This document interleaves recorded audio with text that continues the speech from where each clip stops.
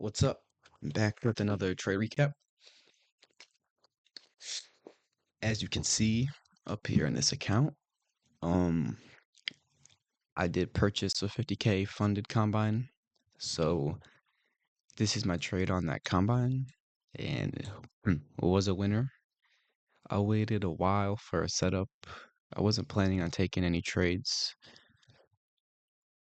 And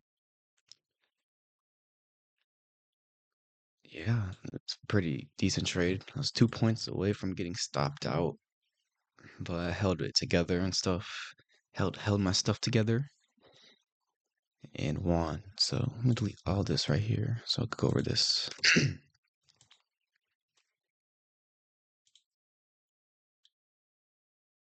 Okay, so let me market open. Okay. Market opens right here. We had news at 8:30 or no, yeah, 8:30, 8:45, and 9 o'clock. So I was only looking to take trades after 9.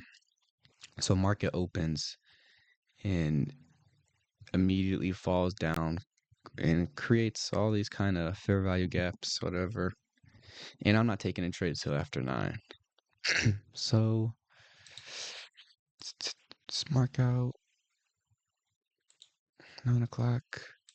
And market swept all this prior liquidity all the way down, not down here, but took all this liquidity over here.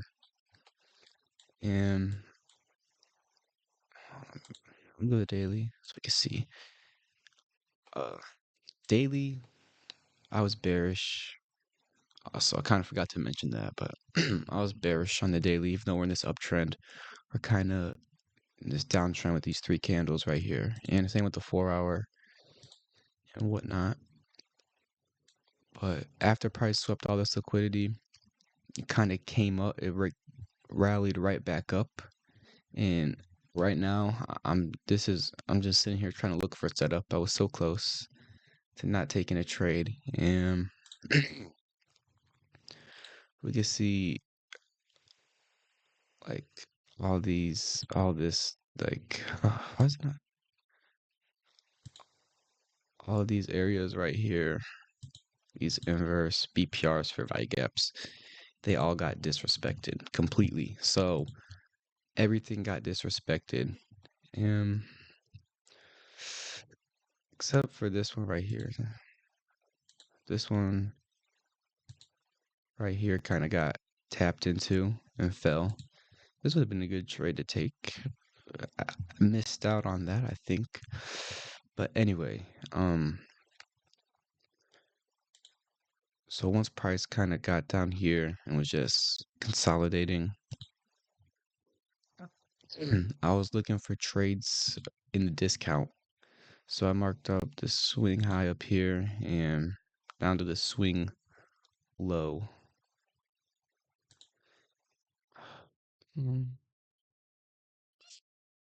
Right here.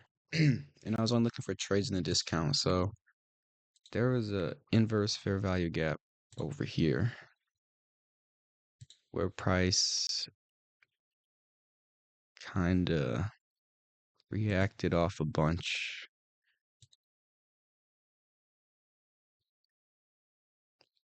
Right here, all the way to over here. So this was the area I was looking for. It kind of broke through this and created this area where price drew into it, kind of went above it, almost tried to break it, then went back down. Reaction right here, down, reaction, down. So this level right here was kind of annoying to get through. But the trade that I was looking for was this area where I missed the trade originally, where it created this inverse fair value gap above equilibrium, like almost an equilibrium right here with this area. Hold up.